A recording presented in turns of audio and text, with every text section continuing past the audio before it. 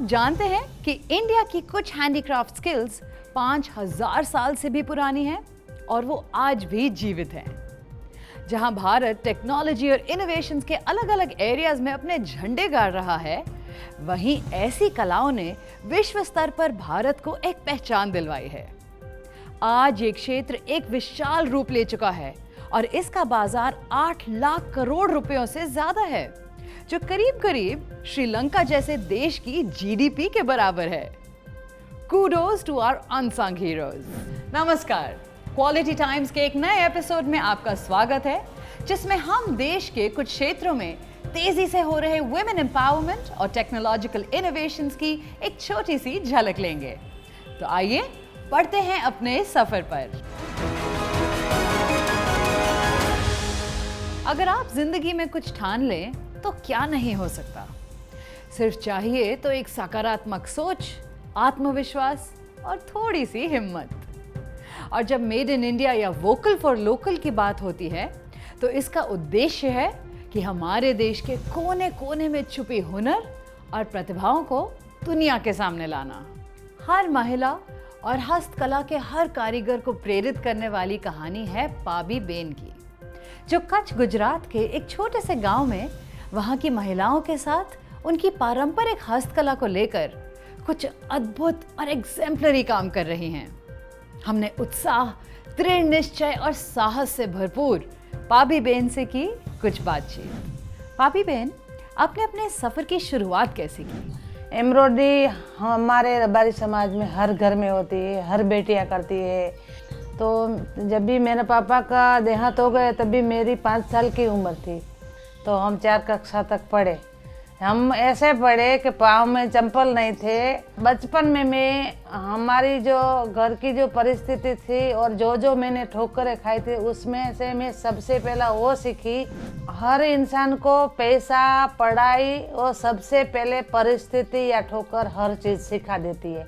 उसके बाद हमें शादी हुई, तो एक बार मेरे हस्बैंड ने बोला कि तू इतना अच्छा काम कर रही हो, लेकिन ये काम है तू अपनी महिलाओं के साथ अपने गांव में खुद कर, तो उसमें महिलाओं को घर बैठे रोजगार भी मिलेगा और तेरे को इसमें 2 पैसा मिलेगा। अभी मेरे साथ 300 के आसपास महिलाएं हैं। आपने अपने ये बैग्स दुनिया भर में कैसे पहुंचाए?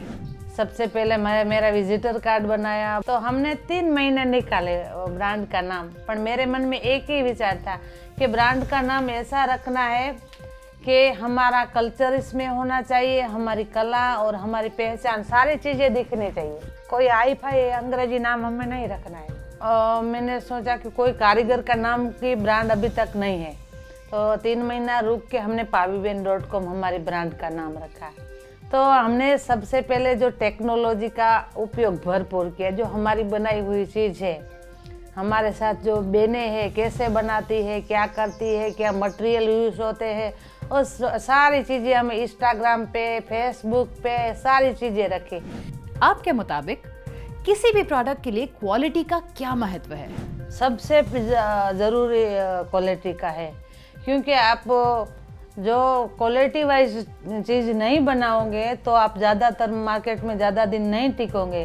और मैंने जो सबसे पहले शुरुआत की, तो सबसे पहले उसके ऊपर ही भार डाला था कि लेट में बनेगा, कम बनेगा, लेकिन क्वालिटी वाइज चीज़ें बनानी है।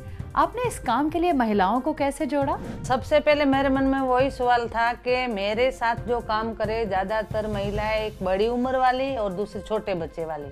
तो उस मेरे काम साथ जो महिलाएं करती है, उसमें क्या होता है कि वो अपने आप घर में काम भी कर सकती है, बच्चा भी संभाल सकती है, पढ़ा भी सकती है और घर भी संभाल सकती है, और साथ में जो मेरे साथ काम करती है उसमें से 2 पैसा कमा भी लेती है। आपके मुताबिक एक विकसित भारत बनाने और मेड इन इंडिया को सफल करने के लिए गाँवों की क्या भूमिका रहेगी? मेड इन इंडिया के लिए सबसे पहले भूमिका ज़्यादातर तो ये बात पर भार आएगा, क्योंकि मेड इन इंडिया कब कहलाएंगे?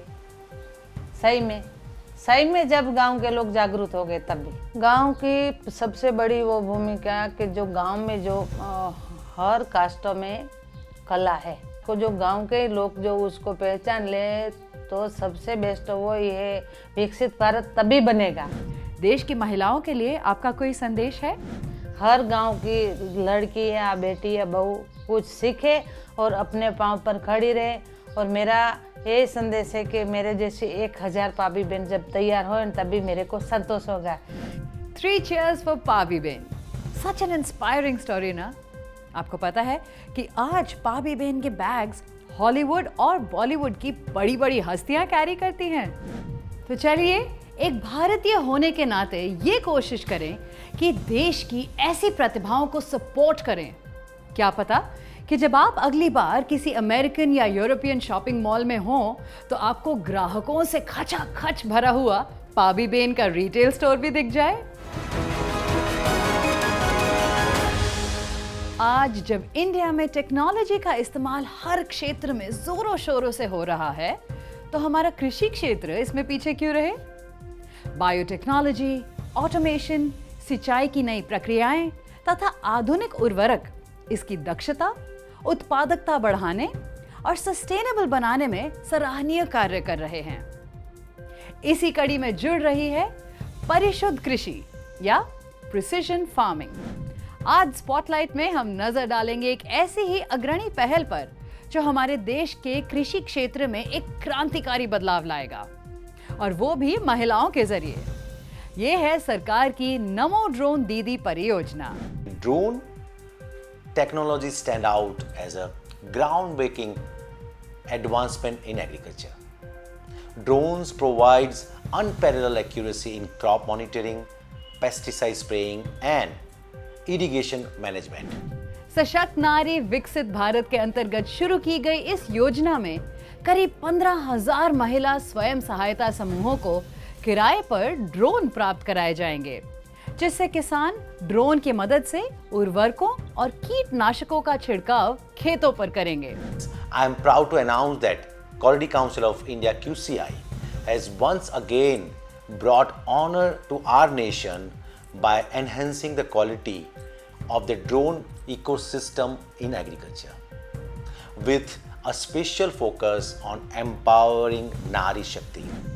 इस योजना के तहत महिलाओं को जो ड्रोन सखी कहलाएंगी उन्हें इस कार्य में ट्रेन किया जाएगा और साथ में इन महिला पायलटों को प्रति महीने 15,000 रुपए का वेतन दिया जाएगा। ये परियोजना उनकी आय बढ़ाने तथा स्थानीय आर्थिक विकास में एक बड़ा योगदान देगी। इन ड्रोन्स की सुरक्षा और विश्वसनीयता को सुनिश्चित करने के लिए QCI एक सर्टिफिकेशन स्कीम चलाकर एक महत्वपूर्ण योगदान दे रहा है, जो ड्रोन्स को अपनाने और उपयोगकर्ताओं के बीच विश्वास बनाने के लिए अत्यंत आवश्यक है। सेंट्रल गवर्नमेंट की एक नई स्कीम आई जिसने ड्रोन को एक बहुत बड़ा पुश दिया। ड्रोन दीदी इनिशियली जब ये प्रोसेस शुरू हुआ तो क्वालिटी काउंसिल के साथ हमने इसमें ड्रोन्स कैसे डिज़ाइन होंगे, उनकी क्वालिटी कैसे मेंटेन होगी, कैसे टेस्टिंग होगी, वो सारा प्रोसेस हमने डिज़ाइन किया। ये सर्टिफिकेशन स्कीम का हमने पहले बना चुके थे, तो उस बेसिस पे जो इंफ्रास्ट्रक्चर ऑलरेडी था, हमारा सर्टिफिकेशन स्कीम, हमारे टेस्टिंग एजेंसीज और DGCA के प्रोसेसेस, ये सब हमें हेल्प किया कि हम फटाफट एक ये ड्रोन स्कीम लॉन्च कर सकें। क्वालिटी काउंसिल जो है एक बहुत ही इम्पॉर्टेंट पार्टनर रहा हमारे इस प्रोसेस में। आज के पूरे एपिसोड में आपने एक बात ध्यान दी कि अगर कुछ करने की इच्छा तथा संकल्प और फिर क्वालिटी का साथ हो तो कुछ भी इम्पॉसिबल नहीं है। इसीलिए QCI के क्वालिटी भारत मिशन की तरह आप भी जीवन के हर पहलू में क्वालिटी को सर्वोपरि रखते हुए उसकी मांग करें, क्योंकि क्वालिटी आपका अधिकार है।